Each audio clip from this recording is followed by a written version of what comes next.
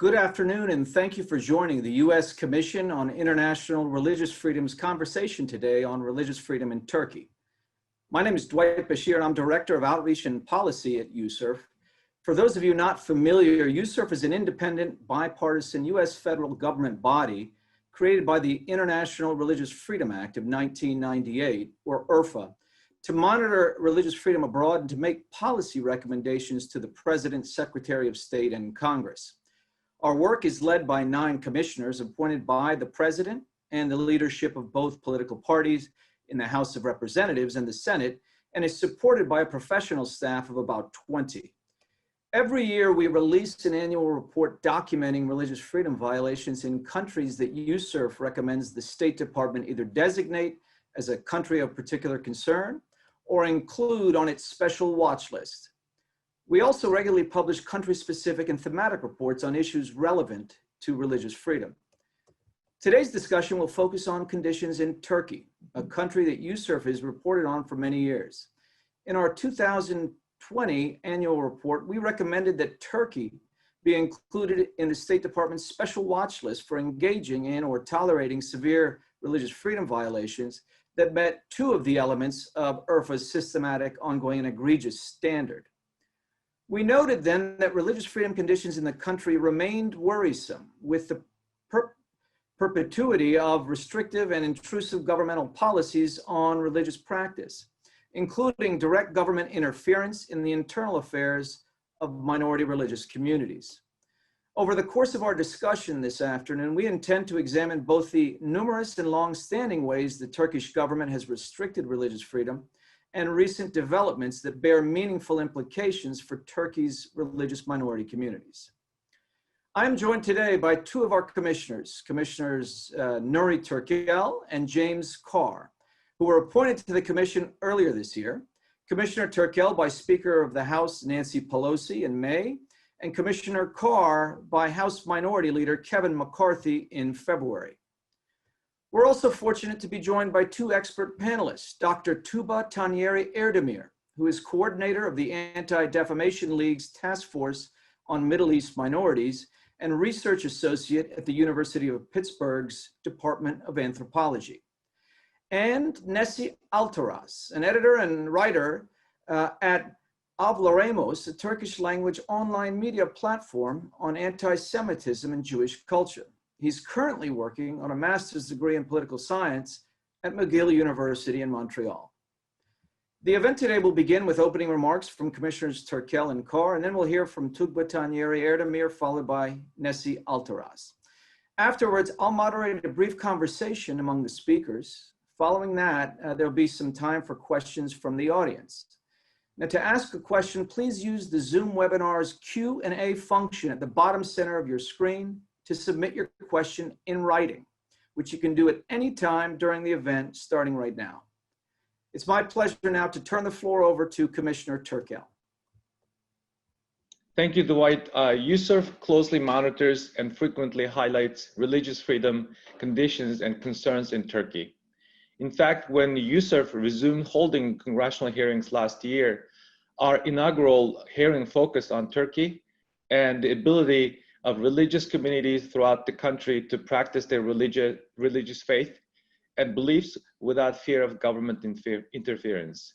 In many respects, today's discussion will be a continuation of that hearing, as the Turkish government has not only failed to address many of the religious freedom issues outlined in the successive USCIRF annual reports, but continues to actively obstruct the country's many diverse religious and non-religious groups from practicing in accordance with their conscience.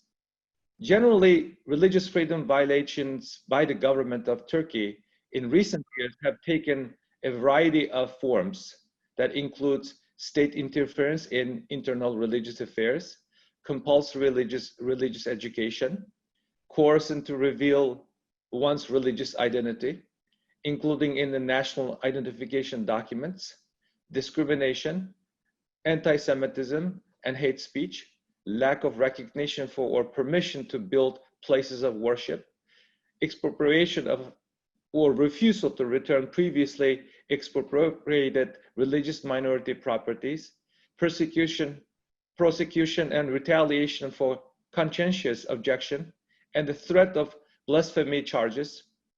USCIRF has also documented numerous acts of violence against religious minorities by non-state actors, as well as the neglect, vandalization, and the destruction of religious and cultural sites. That is a long list, and it would be ambitious of us to expect to touch on, much less delve into, most of these in 1 hour discussion. So I will highlight a few examples that have been particularly illustrative and concerning. The first is one I suspect many of our attendees are likely familiar with, as it was a decision that generated a considerable international outcry: the conversion back into Mosque of the Hagia Sophia, the historic former church turned mosque turned museum, in July of this year. Only a week later, the government similarly announced the conversion into a Mosque of Chora museum, another former church famous for its frescoes and mosaics. Although neither of these buildings had served as an active places of worship for many years, these decisions were incredibly painful for Turkey's dwindling Greek Orthodox community, which itself has endured so many hardships. Ecumenical Patriarch Bartholomew I of the Constantinople, whose ecumenical title the Turkish government refused to recognize, said that he was saddened and shaken leading up to the decision. The fact that the Greek Orthodox community remains unable to train clergy since the Halki seminary was closed by the government in the early 1970s remains another crucial obstacle and violation of their religious freedom. However, equally and even more concerning is the rhetoric and imaginary of the conquest surrounding these decisions and their implication for non-Muslim people in Turkey. In May, President Erdogan read the conquest surah from the Quran at the Hagia Sophia in the event commemorating the anniversary of the Ottoman conquest of Constantinople. Following the Hagia Sophia's opening as the mosque, the head of the Turkey's Directorate of Religious Affairs led Friday prayers from the Hagia Sophia with a sword in hand, reinforcing the underlying conquest narrative. UN experts, including Special Rapporteur on Religious Freedom or Belief, expressed concern not only about the use of such a language and sword, but for the equality and safety of religious minorities as well. Finally, I also would like to take this opportunity to highlight the plight of another community, that of refugees who have fled religious persecution or the religious violations or the violation of their beliefs elsewhere and sought refuge in Turkey. Many of you know that Turkey is a host to millions of refugees, the majority of whom have fled neighboring Syria. However, it is important to remember and recognize the many people, including thousands of Uyghurs escaping from communist Chinese territory, Iranian anti-hijab activists, and others that Turkey has obligation to shelter and protect. Now I will turn the floor to Commissioner Carr for his remarks. Thank you, Commissioner Turkel. I bring you greetings from our fellow commissioners and the incredible staff of USCIRF. I wish to pick up on two themes present throughout the opening remarks. First, the protection of religious properties and hate speech, and second, the subsequent ramifications of both of these dynamics on the security and safety of religious minorities in Turkey. Vandalism of religious minority properties, including in places of worship and cemeteries, has continued since the beginning of 2020, contributing to an ongoing sense that religious communities are routine targets in Turkey. Sites vandalized in the last year include Alelav, Cimvibi, in Istanbul, and a member of Alevi homes and grave sites in Christian cemetery in Ankara, Catholic cemeteries in Trabzon, and a Yazidi cemetery in Mardin. In other instances, ancient churches have been subjected to destruction and looting by so-called treasure hunters, all without any repercussions or accountability. In early May, one individual tried to set fire to an Armenian church in Istanbul, damaging the door, and later the same month, another individual scaled the gate of a different Armenian church and ripped off its cross. Some of these incidents have been connected to the global COVID pandemic, as government officials, news outlets, and non-state actors have sought to portray various minority communities, including LGBT communities and religious groups, as being responsible for bringing COVID to Turkey. Other forms of harassment have continued to threaten religious minorities in 2020. The Hrvat Dink Foundation in Istanbul, an NGO founded after the assassination of Armenian Turkish journalist Hrant Dink, received 2 separate death threats in May and June. The last few months have also seen a rise in anti-Semitism and hate speech directed at Jews, Armenians, and Greeks. Members of Turkish Jewish community have seen a rise in anti-Semitism linked to conspiracy theories, blaming them for the pandemic. While many of these dangerous views are aired across social media outlets, it is troubling that they are repeated and propagated by various pro-government news outlets as well. In May, a Turkish magazine published an editorial that cast the leaders of Turkey's Jewish, Greek Orthodox, and Armenian apostolic communities in a league, as in league with terrorist organizations. Assyrian Christians also report feeling under pressure, particularly in connection with the ongoing unstable situation in the southeastern part of the country. The disappearance and apparent kidnapping of an elderly Assyrian couple earlier this year has contributed to fears that the community has been targeted as well. Tragically, the woman, Shimun Min Diril, was found dead some months later, while her husband, Humos, remains missing. Also last month, a convoy of cars protesting the latest outbreak of violent conflict between Armenia and Azerbaijan surrounded the Armenian Apostolic Patriarchate located in Istanbul as an act that was deemed to be intimidation. Finally, our last worrying trend that has continued into this year is the Turkish government's campaign of expulsion of foreign Protestant Christians.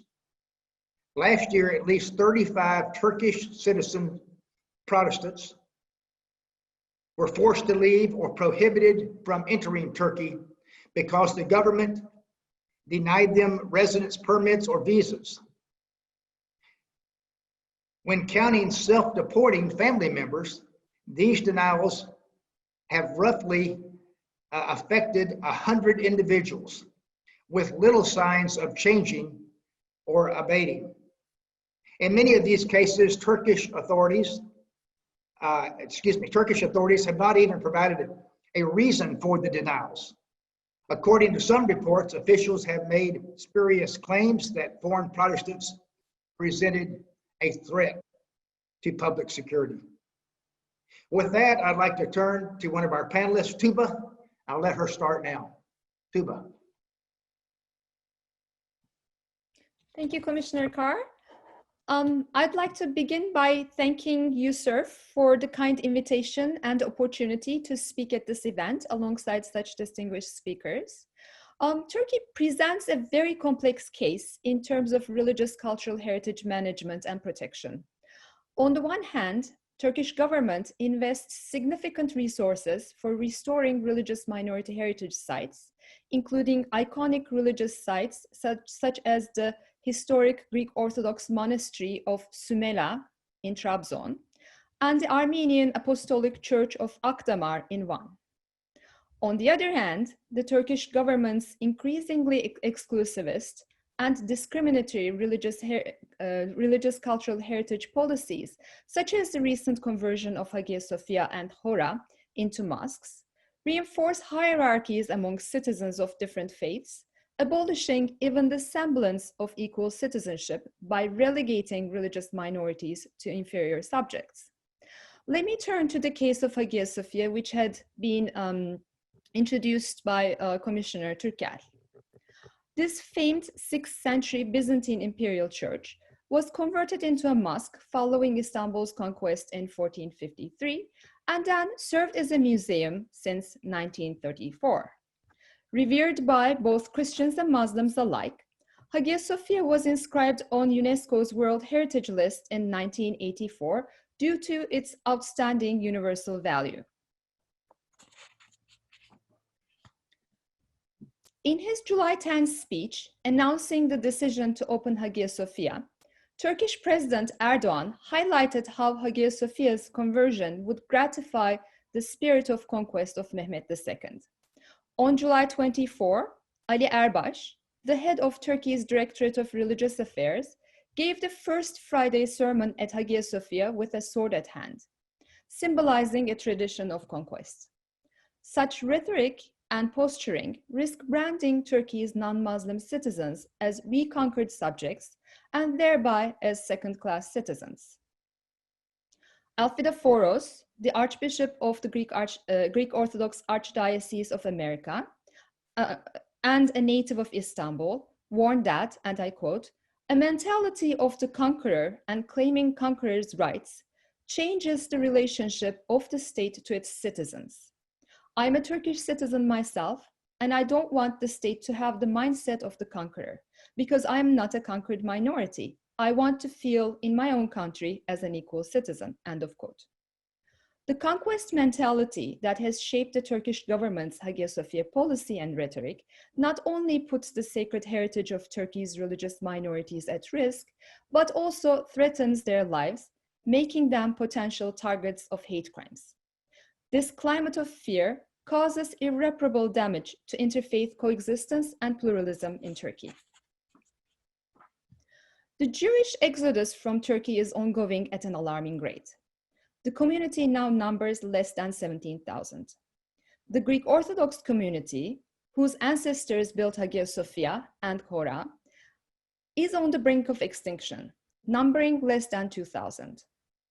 Over the last few weeks, Turkey's involvement in the conflict between Armenia and Azerbaijan and the subsequent targeting of Turkey's Armenian citizens put additional pressure on the country's Armenian minority, now numbering around 60,000.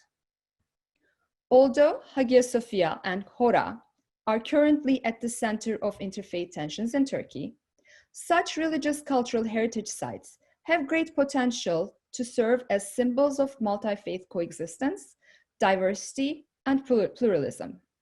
In their former status as museums, they not only received proper maintenance and professional care, but also contributed to building inclusive societies by highlighting the legal equality of stakeholders from different faith backgrounds. In their current configuration, however, they have become symbols of conquest and domination, and their transformation further reinforces sectarian hierarchies and deepens interfaith cleavages.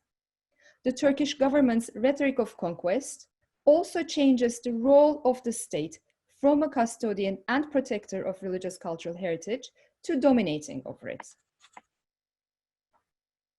Turkish President Erdogan is mistaken to assume that the showcasing of minority heritage sites by lavish restoration projects such as Sümela and Akdamar carried out by the Turkish state without proper consultation with the relevant religious minority communities can remedy the long list of injuries resulting from conversions of Christian heritage sites into mosques. Erdogan, for example, chose to reopen the Sümele Monastery, a Greek Orthodox monastic complex located in Trabzon, on July 28th, only days after the first Islamic prayers in Hagia Sophia. The opening of Sümele Monastery aimed at deflecting criticism Turkey received all around the world after the conversion of Hagia Sophia. Erdogan's invitation of the Greek Orthodox community to hold liturgy at Sümele Monastery on August 15 was not only patronizing, but also reckless during the height of the COVID-19 pandemic, a justification the ecumenical patriarch noted for his inability to partake in the ceremonies. The Turkish government needs to realize that the showcasing of religious minorities in state-orchestrated spectacles of tolerance and inclusion not only fails to remedy the long list of injuries to freedom of religion or belief in the country, but also puts further political pressure on religious minorities. These cases show that Turkey has a problematic track record in dealing with religious cultural heritage, even when the government attempts to stage spectacles of tolerance and inclusion. Ankara's policies end up reinforcing sectarian hierarchies and institutionalizing discrimination. To that effect, I strongly support USCIRF's policy suggestion in its 2019 annual report to direct the US Embassy in Ankara and consulates to track religious communities' efforts to open, renovate, and protect places of worship and other religious sites of spiritual, cultural, or historic importance, and work with the Turkish government to ensure protection of such sites. Such monitoring and reporting initiatives are crucial in ensuring the preservation of religious cultural heritage, as well as the positive contributions it can make to building inclusive ethos and cordial interfaith relations. I would further suggest US officials and USCIRF to work closely and in solidarity with faith communities, their representatives, advocacy organizations, and NGOs that work to preserve Turkey's religious cultural heritage. In this important line of work, one Turkish individual who needs to be acknowledged and praised is Osman Kavala, who has a record of working tirelessly to document and preserve the cultural heritage of Turkey's minorities, including Greek Orthodox, Armenian, Syriac, and Jewish communities. It is heartbreaking to witness that Kavala's praiseworthy efforts made him a target of one of the worst smear and legal harassment campaigns in Turkish political history. As of today, Kavala has been in prison for 1,080 days and faces 3 life sentences on trumped-up charges, despite earlier rulings to his favor by Turkish courts and the European Court of Human Rights. Although Osman Kavala is not a faith leader, he definitely deserves USCIRF's recognition as a prisoner of conscience. Kavala has been a moral guide and inspiration for peoples of all faiths through his advocacy for freedom of religion or belief, as well as related human rights. I therefore recommend one of the USCIRF commissioners to adopt Osman Kavala as a prisoner of conscience and for the commission to continue highlighting his case. I thank you for your time and attention, and I would be happy to further answer any further questions you might have. Thank you, Dr. Tanyeri-Erdemir, very insightful. We're going to now turn it right over to Nesi Altaras. Go right ahead. Thank you. Thanks also for inviting me to this panel, and thank you to the panel. So I want to give a brief overview with a few examples of Jews and anti-Semitism in 2020 in Turkey. And I want to the example of a video of a minibus conversation occurring in early March was widely shared on social media. So the writers and the driving where COVID is coming from. At this time, it has not reached its peak in Turkey. Someone suggests that it was from companies who released this as a bioweapon. And the driver asks who's behind these companies, and writers say the rich, and the driver corrects them to say it's the Jews. And then the video cuts out. This 45-second video really illustrates, as said, the new height that anti-Semitic conspiracy theories have reached in Turkey. And we see these not daily conversations as this one, but also in the press, government-supported press, and also in the opposition press. Unprecedented rise is, of course, supported by the anti-conspiracy theories that emanate from the highest levels of government, often related to Soros-related conspiracies of outside Jews in countries' politics, or some sort of lobby with that the government officials tend to turn to. We also see it in connection to the 2016 coup attempt.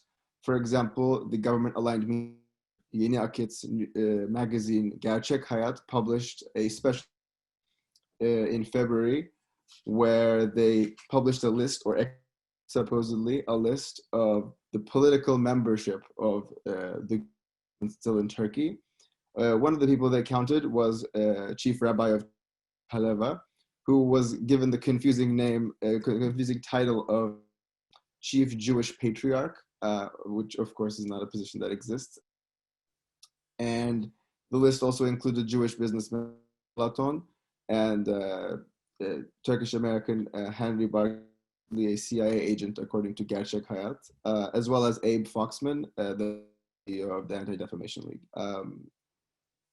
And while the magazine and the group is perhaps the most frequent producer of anti-Semitic theory, even this December, publishing blood libel, accusing Jews using the blood of non-Jewish children for religious purposes, we also see anti-Semitic conspiracies emanating from the opposition, because the anti-Semitic conspiracy has become hegemonic in Turkey. So we saw this February, Cumhuriyet newspaper, a opposition outlet, publish a column arguing that the leader of the Gülen movement, Fethullah Gülen, Jew, with, of course, no evidence. The newspaper refused to retract or apologize for this. We also see senior figures in the E Party, a nationalist opposition party, consistently make statements and also refuse to apologize. And another continued issue that has been is the tension that Armenian Greek Jewish citizens of Turkey feel when foreign policy issues that relate to their ethnic communities in other countries come up. We've been seeing with regard to the Armenian community during the war between Azerbaijan and the protests that have engulfed the patriarchy and that have happened at the old building of Agos, where Hrant Dink was murdered in 2007. Also see this in the Jewish community consistently. Tensions rise between Israel and Palestine. We see that the Turkish press turn to Jews to condemn them, turn to Jews as responsible for violence, and ask for disavowal of Israel by Jews, which of course an overwhelming majority of the Jewish community is not citizens and have no bearing on that political developments there. The most recent example of this was the 2017 stoning of the Neve synagogue in Istanbul, the chief synagogue of our community, and were affiliated with a MHP, which is a national government-aligned party, youth group, and the prosecution due to a complaint is still ongoing, but is unlikely to result in or anything beyond a slap on the wrist for the assailants. And turn to an issue that was also mentioned by the commissioners with election regulation.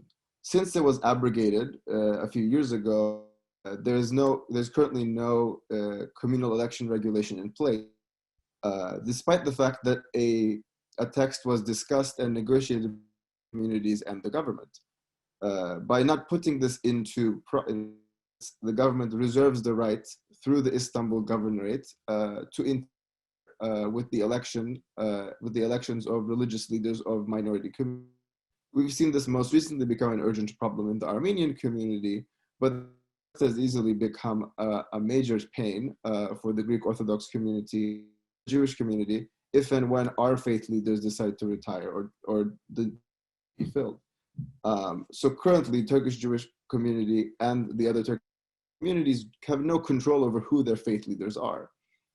And however, I will end on possibly a positive that I think this year especially, but also the last few years, has demonstrated a segment of the Turkish public has developed a reflex against anti-Semitism, general attacks against these minority communities. We saw this after the attack on Garo Paylan, Armenian member of parliament, who was smeared in the press for not having been in this war or like being an enemy of Turkey, smears of minorities such as being an internal fifth column. And we saw a strong response in favor of Paylan from the Turkish public.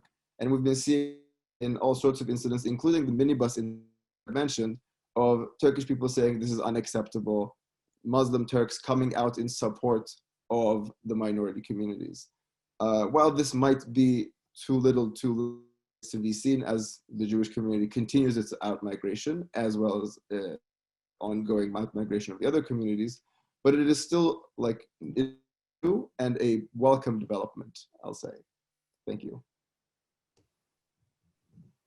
Thank you very much. Thank you to all the speakers to set the context for us. Obviously, there's a lot here that we're going to have to delve into, but we won't be able to talk about all of it. I want to thank those who've already asked questions, but to remind those who may have joined us late to go ahead and if you want to submit a question, use the Q&A function at the bottom of your screen. And of course, we'll try to get to as many as possible. My first question to any of the speakers really is about the government's motivation in converting these historic churches, museums, more recently into mosques. In previous years, President Erdogan raised the prospect of converting the Hagia Sophia ahead of elections in particular. And this was largely seen as his last-ditch attempt to garner votes. So from the point of view, though, of religious minorities in Turkey, this is a form of continued erasure of their history and presence, as elections always approached, and this came up year after year. So my question is, what is the government's motivation behind these decisions in earnest?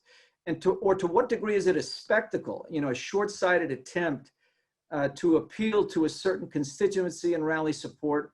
Or is this part of a more resolute and concerted effort to marginalize Turkey's religious minorities? Anyone, feel free to jump in. Hi, Dwight, I will, if I may. I think both dimensions exist. That on the one hand, Erdogan's decision to open Hagia Sophia this year coincided with one of the worst periods in Turkish economy, during a period in which Erdogan was losing his electoral basis. So he certainly needed a big distraction. This is, however, only one part of the equation. The other part is that over the last decade, there had been a very strong effort to convert other similar sites. 3 other Hagia Sophias in Turkey, one in Nicaea, one in Trabzon, another one in Edirne, had already been very similar to Hagia Sophia and Chora in the way that they were Byzantine churches, converted into mosques during the Ottoman times, and then were run as state museums, had already been converted through legal procedures in the past. So we had already been seeing a trend towards the end result being Hagia Sophia. The legal framework to opening Hagia Sophia had already been working out. So on the one hand, we have what I would argue a significant emphasis on highlighting Islam over Christianity in Turkey, as we can see in the entirety of these multiple decisions that are done in the same way. But at the same time, Erdogan's decision to convert Hagia Sophia, which was the biggest political symbol of all similar monuments in Turkey, was indeed a moment that he really needed a significant distraction.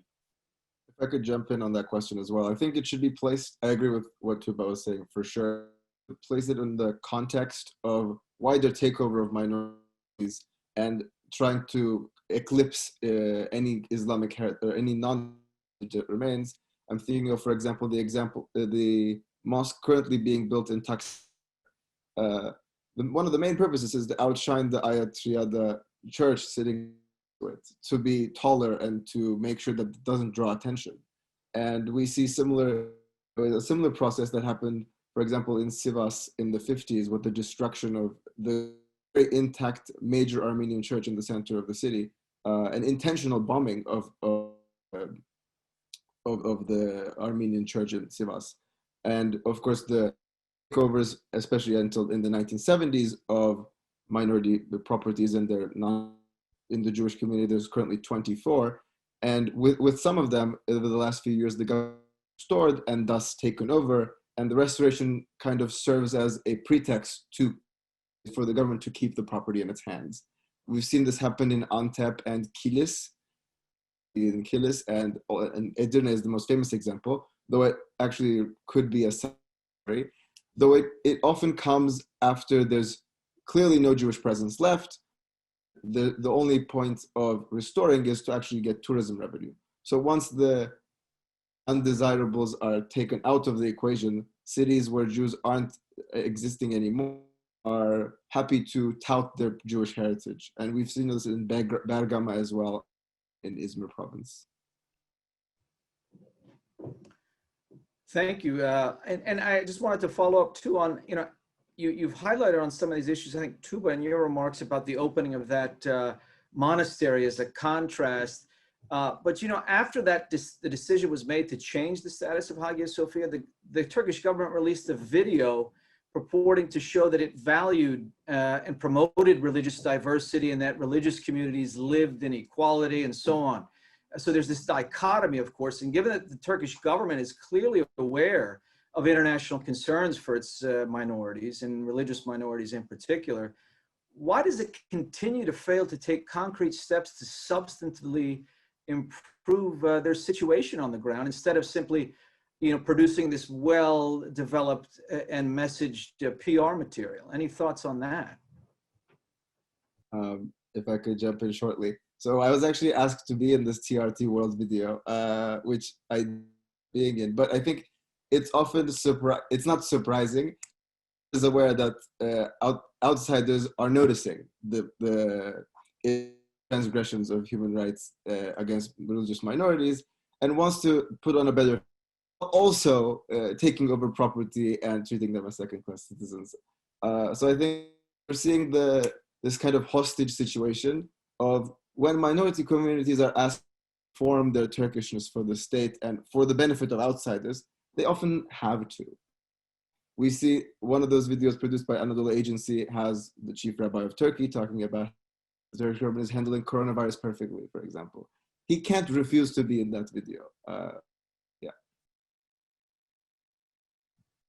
That being said, I think it's still important to recognize the importance of exterior pressure on Turkey to do right by its minorities and faith groups, that even though it may not look much, without that pressure, things could have been going a lot worse. So I am a firm believer that this actually has positive results in the short and in the long run. So I would defend.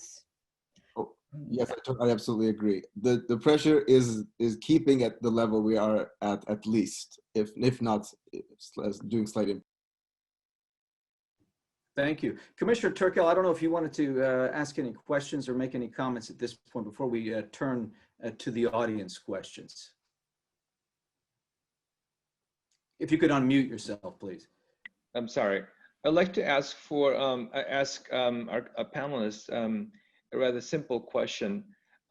When the Turkish politicians make this kind of decision, do they overlook intentionally or political expediency the tradition, the Turkish tradition of religious tolerance throughout the history, and its ramification for Turkey's relationship with traditional allies, the United States and Western democracies.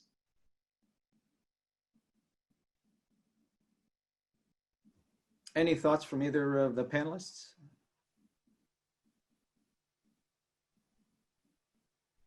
This is a very hard question to answer, but as Commissioner Turkel highlighted, the tradition of tolerance is an important one, but it does not necessarily come with the guarantee of equal citizenship.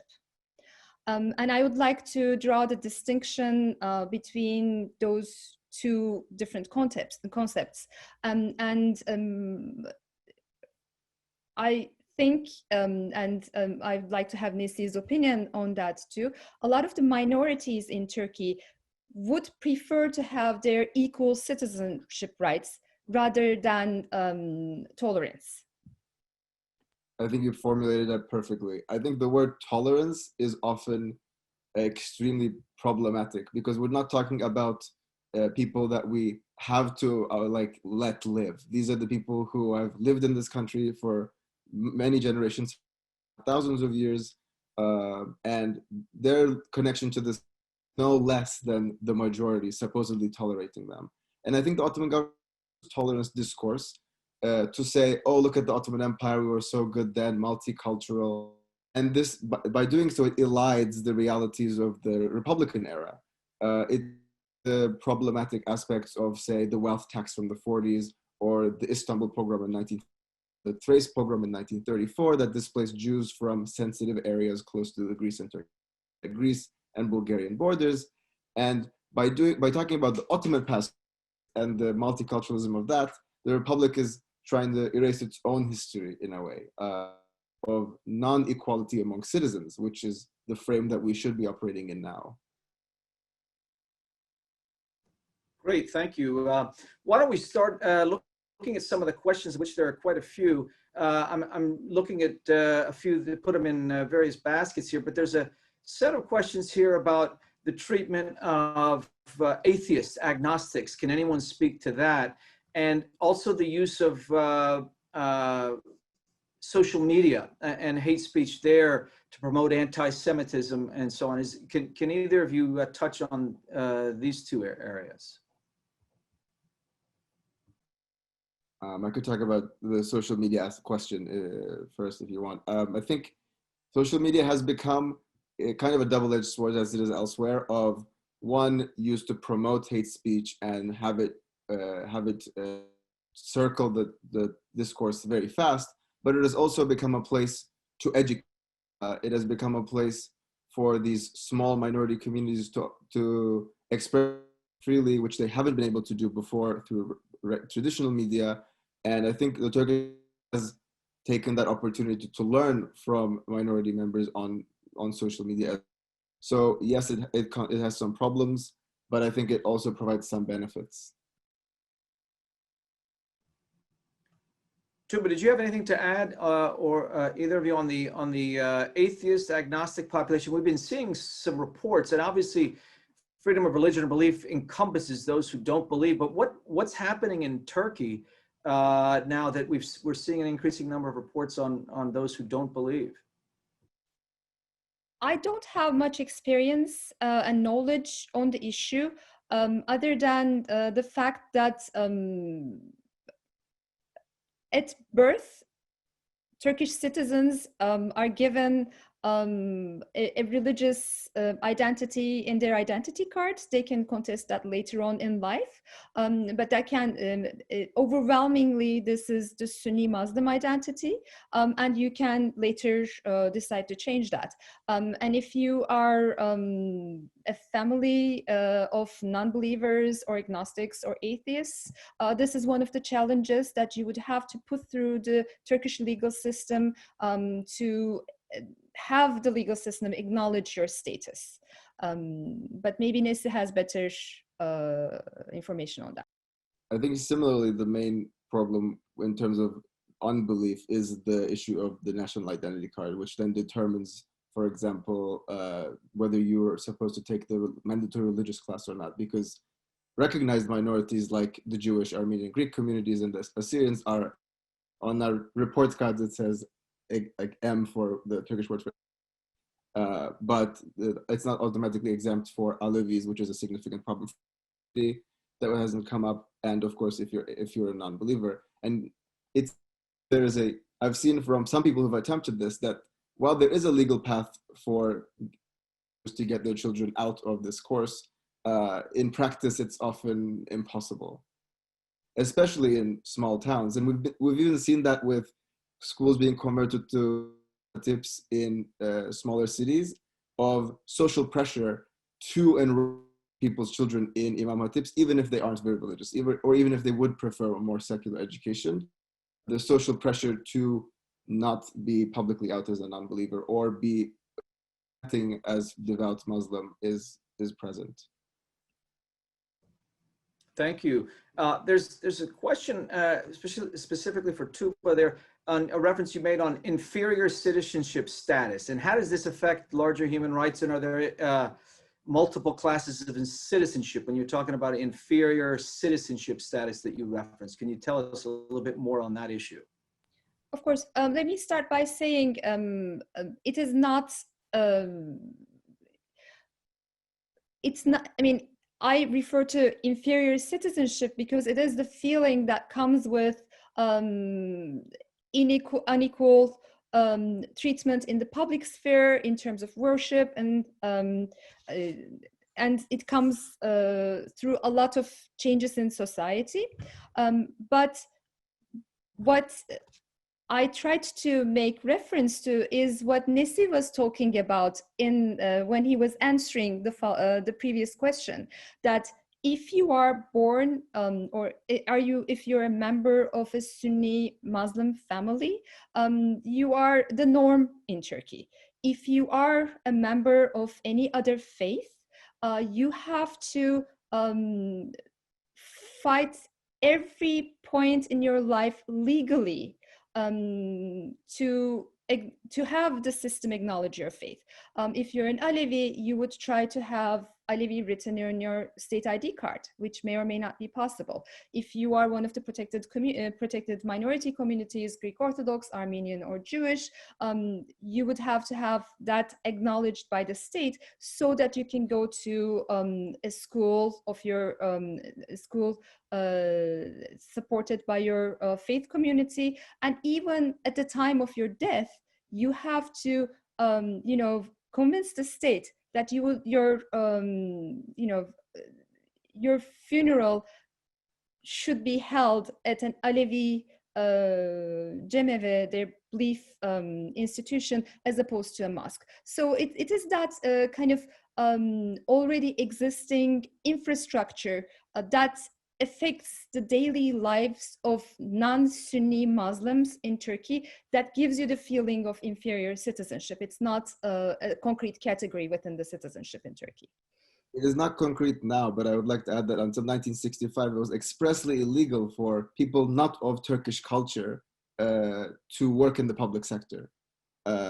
Since 65, in practice, it's banned. There's never been a public sector employee who's Jewish, from municipal garbage collector to public prosecutor. These positions are simply not available to minority members. So I'd like to highlight that as well. No, very insightful. And this kind of follows, I think, a series of questions on the secular nature of the country. A question being asked, Turkey has a governmental institution named Religious Affairs Administration, which only serves Sunni Muslims. Can a country be secular and have such an institution at the same time? Are there any other countries like this? And to that question, how do Turkey's blasphemy laws affect various segments, including those who don't believe or some of the minorities? If you could touch on these issues.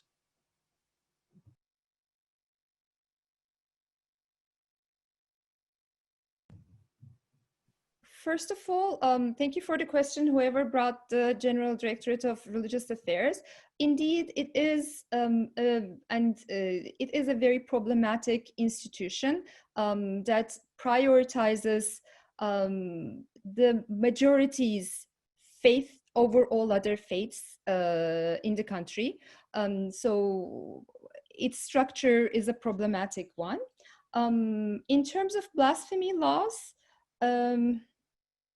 this is again a complicated issue. I'm not well versed in answering this, but Nesi might have a better answer than I do. I also can't speak on the blasphemy question, but I think in terms of the Directorate of Religious Affairs, it's a problem also for Muslim religious freedom, in that the Directorate, it has a very specific understanding of what Sunni Islam is, not be shared by a majority of the population who might have a different understanding. So each mosque community does not control its understanding of Islam, nor its imam, nor its imams are given a centralized sermon to give, always in Turkish and not in Kurdish. So this sort of super centralized control of religion and singular use of it is quite unique, I would say, to Turkey. Thank you. There's a couple of questions geared towards Commissioner Turkel, and it has to do with saying last week that 39 countries signed the declaration against China over policies in Xinjiang, and however, Turkey didn't sign it. And with the Turkic connections, what are your views about Turkish government policies vis-a-vis the Uyghurs, and why haven't they spoke out more aggressively or at all? I appreciate the question. It's been one of the commonly asked questions in various public forums and private meetings, public meetings. It is a mystery, put it in the simplest term. But one other possibility is that the Chinese have been managed to convince Turkey that in the event that the Turkish government, as it struggles in economic fronts and diplomatic fronts, China has Turkey's back. Various reports indicate that Turkish Finance Ministry and Turkish Chinese counterparts have some agreement, a promissory note, large sums of money being offered to help to revive Turkish economy. And also the Turkish president being kind of isolated in the international stage, looking for friendship in Moscow and Beijing. So there's a geopolitical aspect or economic aspect that may have been reason, but to the Uyghur communities all around the world, and also the supporters of the Turkish people and Turkish government in the Western capitals, this has been one of the disappointments.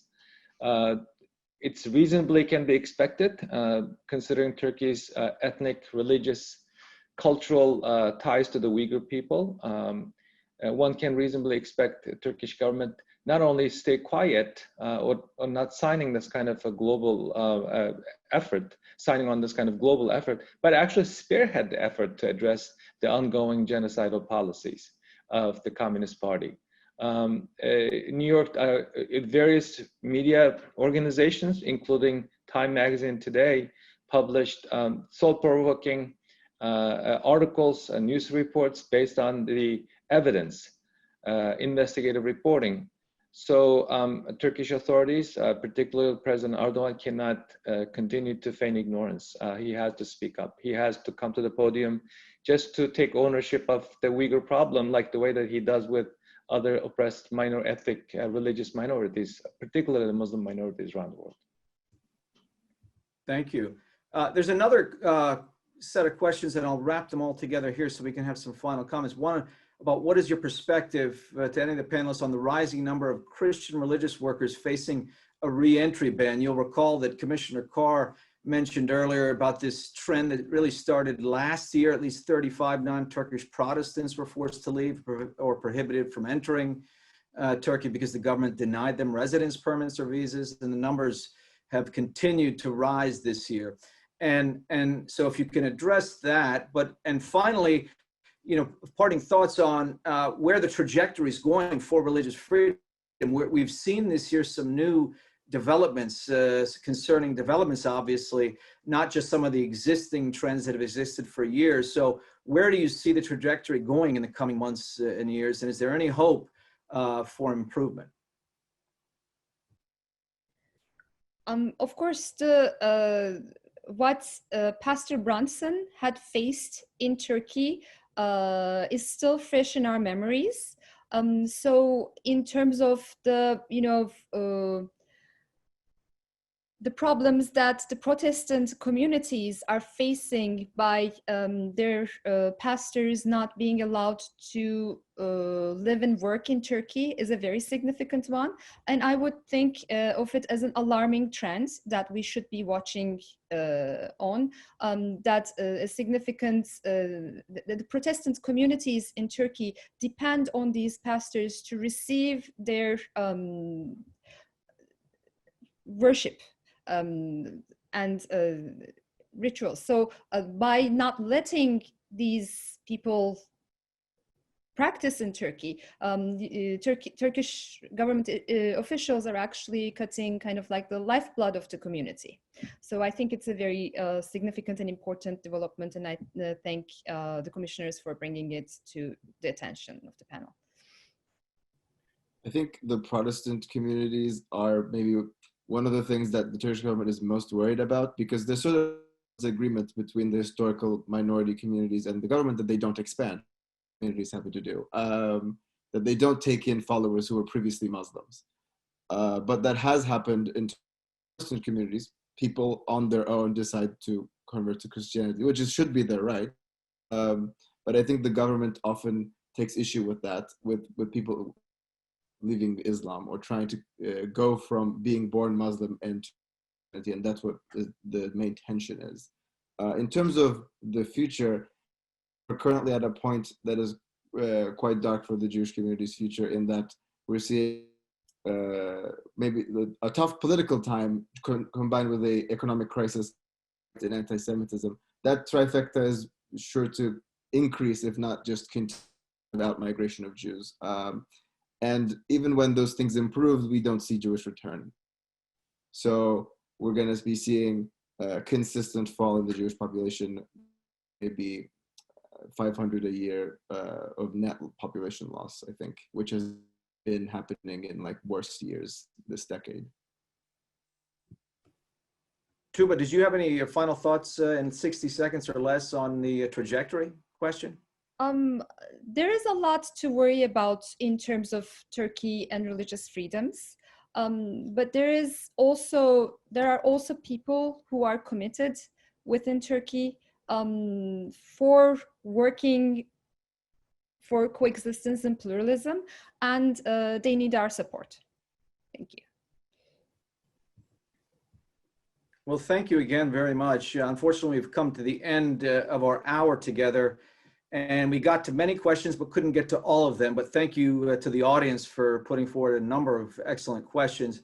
I'd like to thank both of our commissioners, Commissioner Nury Turkel and Jim Carr, for leading this timely conversation. And of course, to both of our panelists, Dr. Tuğba Tanyeri-Erdemir and Nesi Altaras, for sharing their expertise and insights. Very, very useful information. And I also want to thank USCIRF's Turkey researcher, Keely Bakken, for all of her work on this event, as well as USCIRF staff, Thomas Kramer and Nina Olum. If you'd like to learn more about USCIRF's work on Turkey, I encourage you to visit our website at www.uscirf.gov. We look forward to hosting similar conversations on other countries and issues in the weeks and months ahead. Thank you again for tuning in today, and we'll see you next time on USCIRF Conversations.